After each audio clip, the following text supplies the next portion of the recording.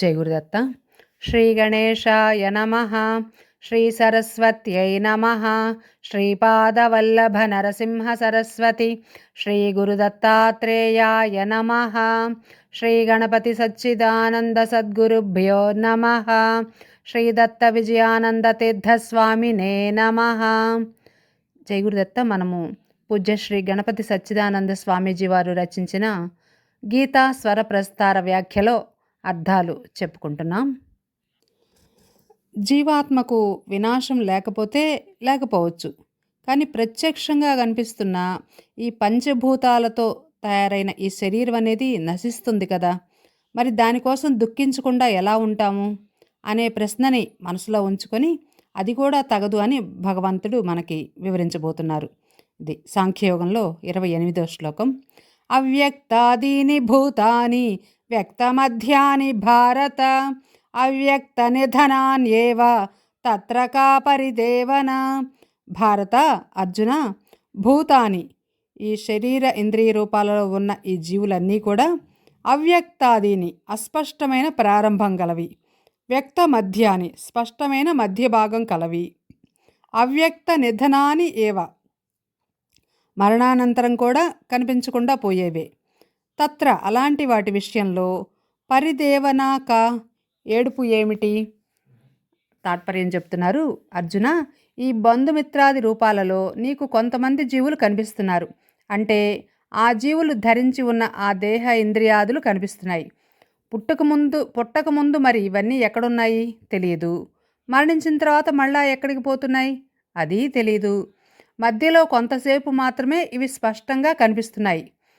మరి కలలో రూపాలలాగా కొంతసేపు కనిపించి మాయమైపోయే ఈ దేహేంద్రియాదుల కోసం విలపించడంలో ఏమర్థం ఉంది?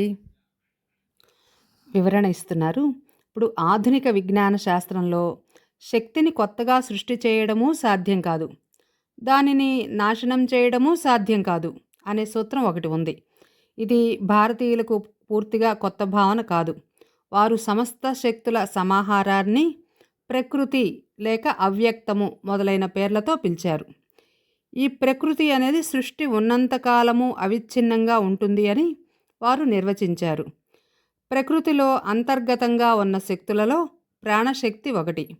ఈ ప్రాణశక్తి జీవుల చుట్టూ దేహాలను అల్లిపెడుతూ ఉంటుంది. ఉదాహరణకు మర్రి విత్తు, తోటకూర విత్తు చూడటానికి ఇంచుమించు ఒకే రకంగా ఉంటాయి, కానీ వాటిని నేలలో పాతి నీళ్లు పోసినప్పుడు మర్రి విత్తు మర్రి వృక్ష శరీరాన్ని మాత్రమే సృష్టి చేస్తుంది. తోటకూర విత్తు తోటకూర వృక్ష శరీరాన్ని మాత్రమే సృష్టి చేస్తుంది. రెండు విత్తనాల యొక్క సృష్టి ప్రక్రియకు కూడా ఉపకరణాలుగా పనిచేసేవి వాటి చుట్టూ గల ఆ చతుర్భూతాలలోని మూలకాలే, అంటే ఆ 4 భూతాల్లోని మూలకాలే. మరి ఈ మూలకాలన్నీ జడాలే కదా, అవి స్వతంత్రంగా పనిచేయలేవు. మరి వీటి ద్వారా మర్రి వృక్షము, తోటకూర వృక్షము అనే శరీరాలను నిర్మిస్తున్న నిర్మాత ఎవరు? ఇప్పుడు ఆ 2 విత్తనాలలోనూ అంతర్గతంగా వేరువేరు జీవులు ఉన్నారు. ఆ జీవులలో ప్రాణశక్తి ఉంది. దానితో పాటు పూర్వజన్మ నుంచి సంక్రమించిన సంస్కారాలు ఉన్నాయి.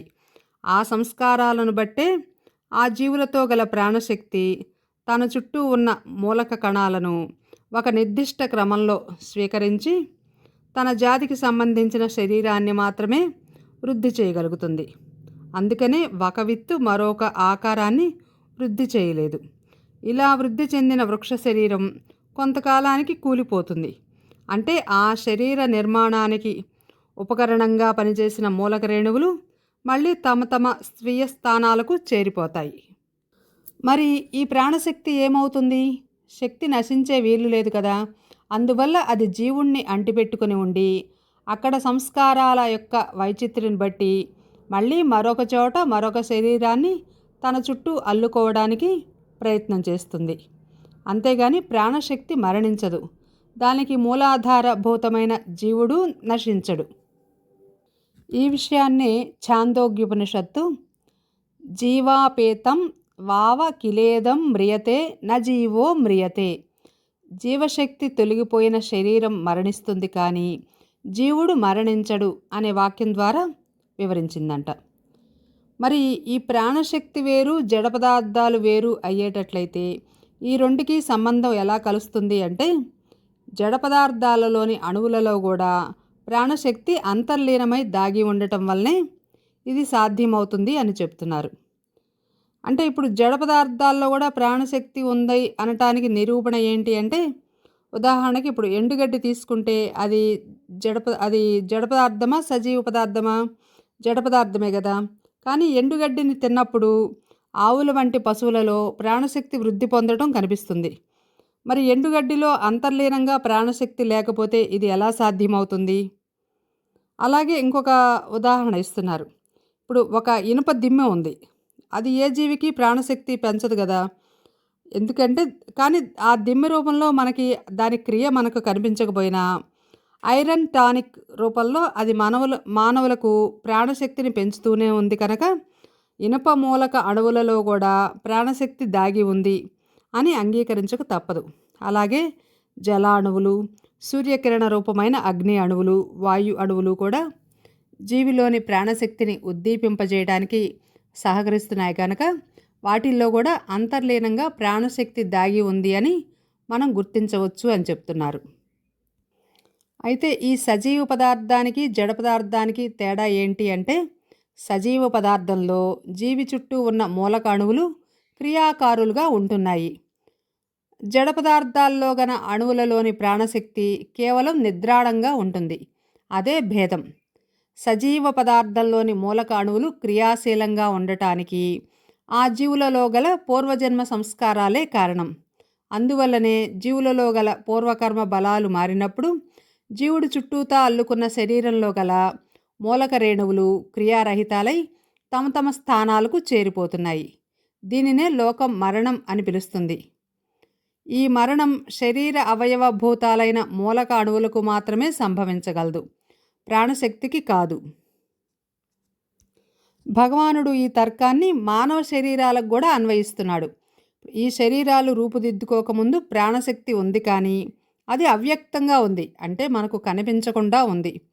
ఆ శరీరాలు కూలిపోయిన తర్వాత కూడా ఆ ప్రాణశక్తి అలాగే ఉంది, కానీ అవ్యక్తంగా ఉంది, అంటే మనకు కనిపించకుండా ఉంది. మధ్యలో కొంతకాలం మాత్రం ప్రాణశక్తి చుట్టూ అల్లుకున్న శరీరం క్రియాశీలంగా ఉన్న దశలో ఆ జీవుడు వ్యక్తంగా కనిపిస్తున్నాడు, అంటే స్పష్టంగా దర్శనమిస్తున్నాడు. శరీరం రూపుదిద్దుకోవడం పేరే పుట్టుక, ఆ శరీరం మళ్ళీ విడిపోవడం పేరే మరణం. కనుక పుట్టుకకు వెనకాల మరణానికి తర్వాత కూడా ప్రాణశక్తి అవ్యక్తంగానే ఉన్నా జనన మరణాలకు మధ్యకాలంలో కూడా అది యథాతథంగానే ఉంది. మార్పల్లా కూడా ఇక్కడ ఈ ఈ ఈ 4 భూతాలతో నిర్మితమైన శరీరానికి మాత్రమే నేను అనబడే జీవుడు ప్రాణశక్తితో ముడిపడి ఉన్నాడు, కానీ ఈ ఈ భూతాల మూలకాలతో కాదు అని చెప్తున్నారన్నమాట. అంటే ఆకాశంలో మూలకాలు లేవు కనుక ఈ చర్చలో దాన్ని పరిగణలోకి తీసుకోవడం లేదు అని చెప్తున్నారు. ఈ విషయాన్ని గుర్తించగలిగితే ఒక శరీరం ఉంది అని కానీ ఊడిపోయింది అని కానీ విలపించడంలో హేతుబద్ధత లేదు అని మనకి చెప్తున్నారు. ఆత్మతత్వం అనేది ఇంత సుసూక్ష్మమైనది కనుకనే దీనిని చాలామంది తెలుసుకోలేకపోతున్నారు. కనుక ఇది నాకు ఒక్కడికే తెలియలేదేమో అని బాధపడకు అంటూ భగవానుడు అర్జునుడిని ఓదారుస్తూ తర్వాత ఈ శ్లోకం చెప్తున్నారు. 29వ శ్లోకం. ఆశ్చర్యవత్ పశ్యతి కశ్చిదేనం ఆశ్చర్యవద్వదతి తథైవ చాన్యః ఆశ్చర్యవచ్చైనమన్యః శృణోతి శ్రుత్వాప్యేనం వేద న చైవ కశ్చిత్. కశ్చిత్ ఒకానొకడు ఏనం ఈ ఆత్మను ఆశ్చర్యవత్ ఎప్పుడూ చూడని ఆశ్చర్యకరమైన వస్తువులాగా పశ్యతి చూస్తున్నాడు, తథా ఏవ అలాగే అన్యః చ మరి ఒకడు ఆశ్చర్యవత్ ఆశ్చర్యకరమైన వస్తువు గూర్చిలాగా వదతి చెప్తున్నాడు. చ అన్యః మరియు మరి ఒకడు ఏనం ఈ ఆత్మను గురించి ఆశ్చర్యవత్ ఆశ్చర్యకరమైన వస్తువును గురించిలాగా శృణోతి వింటున్నాడు. మరియు కశ్చిత్ ఒకానొకడు ఏనం ఈ ఆత్మ గురించి శ్రుత్వా అపి విని కూడా న ఏవ వేద తెలుసుకోవడమే లేదు. అర్జున, నేను ఇప్పుడు వివరించిన ఈ ఆత్మ పదార్థం అనేది చాలా సుసూక్ష్మమైనది. అందుకే దీనిని చాలామంది గుర్తించనే లేరు. నూటికో కోటికో ఎవడో ఒకడు గుర్తించినా ఇంతకుముందు ఎప్పుడూ చూడని వస్తువును కొత్తగా ఉన్నట్లుండి చూసినట్లు ఆశ్చర్యంగా చూస్తాడు. అలా చూసిన దాన్ని ఇతరులకు చెప్పాల్సి వస్తే ఆశ్చర్యకరమైన వస్తువుని గురించి చెప్పినట్లే చెప్తాడు. వినేవాడు కూడా ఆశ్చర్యంతోనే వింటాడు. అలా విన్నవాళ్లలో చాలామంది దీనిని గురించి అర్థం చేసుకోనే లేరు. మరొక రకంగా చెప్పాలంటే ఈ ఆత్మ పదార్థాన్ని గుర్తించగలిగిన వాడే ఒక ఆశ్చర్యకర వ్యక్తి. అలా గుర్తించి దానిని ఇతరులకు చెప్పేవాడు, చెబితే వినేవాడు, వింటే అర్థం చేసుకునేవాడు ఇంకా ఆశ్చర్యకరమైన వ్యక్తులే. ఈ విషయాన్నే మనకి కఠోపనిషత్తులో ఈ విధంగా ఉందని చెప్తున్నారు. శ్రవణాయపి బహుభిర్యో న లభ్యః శృణ్వంతోపి బహవో యం న విద్యుః ఆశ్చర్యో వక్త కుశలోస్య లబ్ధ ఆశ్చర్యో జ్ఞాత కుశలానుశిష్టః అనే మంత్రం ఒకటి ఉందంట. అంటే ఓ నచికేత, ఈ ఆత్మను గురించి వినటమే చాలామందికి సాధ్యం కాదు. విన్నవాళ్లలో చాలామందికి అర్థం కాదు. అర్థం చేసుకున్న వాళ్ళలో దానిని ఇతరులకు అర్థమయ్యేలాగా చెప్పగలిగేవాడు ఉండటమే ఒక అద్భుతం. అలాంటి గురువు బోధించిన ఆ బోధను అందుకోగలవాడు ఉండటం మరో అద్భుతం.